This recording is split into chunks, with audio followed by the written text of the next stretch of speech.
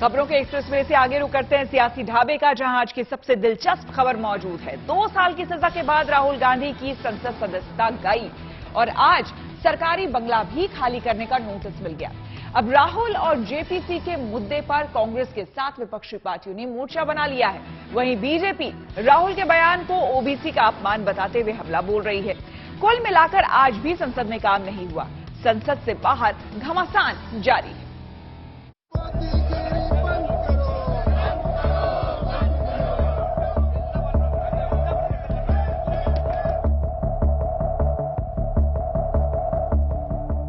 संसद ठप है, पर संसद से जुड़े कुछ काम बड़ी तेजी से हो रहे हैं। गुरुवार को राहुल को सजा मिली, शुक्रवार को संसद की सदस्यता चली गई और 2 दिन के वीकली ऑफ के बाद सोमवार को सरकारी आवास खाली करने का नोटिस आ गया।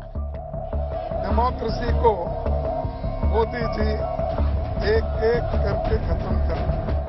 कांग्रेस ने आज सुबह संसद में राहुल की सदस्यता रद्द होने के मुद्दे पर काफी हंगामा किया। लगभग पूरे विपक्ष ने काले कपड़ों में मार्च किया। इस विरोध में सोनिया गांधी भी शामिल हुई। लगा था कि विरोध के दबाव में सरकार बैकफुट पर आ जाएगी, पर शाम तक राहुल गांधी को घर खाली करने का नोटिस भेज दिया गया। लोकसभा की हाउस कमेटी ने राहुल गांधी को 12 तुगलक लेन वाले सरकारी बंगले को 22 अप्रैल तक खाली करने को कहा है।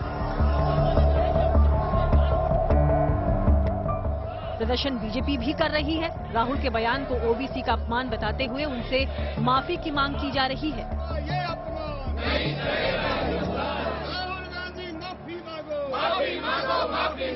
एक काला दिन है डेमोक्रेसी में, black day. Such things never happened earlier. BJP की गवर्नमेंट, मोदी सरकार स्पीकर को बोल के मिनटों में, लाइटनिंग स्पीड में उनको डिस्क्वालीफाई कर दिया, क्योंकि वो पार्लियामेंट में नहीं बोलना, उनका मुंह बंद करना, अदानी के बारे में आवाज नहीं उठाना। और ये सारी चीजें कब हो गई कि जब अदानी के खिलाफ राहुल गांधी जब बोलने लगे, आवाज उठाने लगे, तब ये मोदी गवर्नमेंट डर गई। नरेंद्र मोदी को चोर नहीं कहा था, बल्कि संपूर्ण जो ओबीसी समाज है उसको चोर का, उसको अपमानित करने का काम किया है। तो हम इस अपमान को नीचे तक लेकर जाएंगे कि किस तरह से राहुल गांधी का परिवार, जो हमेशा पिछड़ा विरोधी रहा है, जिन्होंने कभी मंडल कमीशन की रिपोर्ट को लागू नहीं किया, जिन्होंने कभी पिछड़ों को सम्मान नहीं दिया, जो नरेंद्र मोदी को कभी कहते कि ये नीच है, कभी कहते मौत का सौदागर है, तो ऐसे राहुल गांधी उन पार्टी को हम एक्सपोज करेंगे।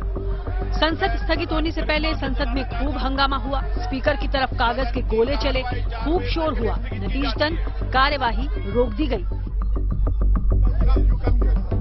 संसद के बाहर भारी राहुल के मुद्दे पर घमासान है। राजघाट पर संकल्प सत्याग्रह कर कांग्रेस विरोध जता रही है। बीजेपी और कांग्रेस में जुबानी जंग और तल्ख हो गई। बीजेपी राहुल के सावरकर वाले बयान पर घेर रही है। इस घेरेबंदी में मर्यादा के बांध टूट रहे हैं। कहाँ भगवान राम and कहाँ these guys? The other day you said I am not apologize because I am not Savarkar. Do you know the contribution of people like Savarkar ji? And you're getting, as I said, getting an ass to run a horse's race. देखिए, राहुल गांधी एक शेर होते हैं और शेर जानते हैं जंगल को चीर के कैसे निकालना पड़ते हैं। चाहे 2-4 कुत्ते उनके पीछे भूख भूख करते रहे, लेकिन शेर को एक तमाचा में वो सीधा हो जाते हैं। तो शेर जब जंगल में घूमते हैं तो कुत्ते 2-4 भूख भूख करते हैं, उसमें हमें कोई फर्क नहीं पड़ते। दिलचस्प बात यह है कि जहां जेपीसी और राहुल के मुद्दे पर कांग्रेस के साथ लगभग पूरा विपक्ष खड़ा है, वहीं सावरकर पर बयान देकर राहुल गांधी ने उद्धव ठाकरे की पार्टी को नाराज कर दिया है।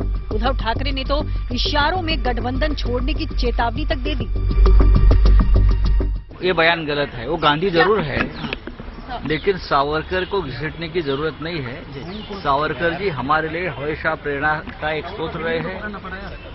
हम जो आज महाराष्ट्र में जो लड़ाई कर रहे हैं, उसकी प्रेरणा छत्रपति शिवाजी महाराज और वीर सावरकर भी है। जरूर मैं बातचीत की कोशिश करूंगा। अदानी मामले में जेपीसी की मांग और राहुल गांधी को हुई सजा को विपक्ष सरकार के खिलाफ मुद्दा बनाने में लगा है। बीजेपी राहुल गांधी पर देश के अपमान और अब ओबीसी के अपमान का आरोप लगा रही है। संसद सत्र चले या ना चले, फोकस अब 2024 के मुकाबले पर है और चुनावी रंग अभी से नजर आने लगा है। Bureau report, good news today.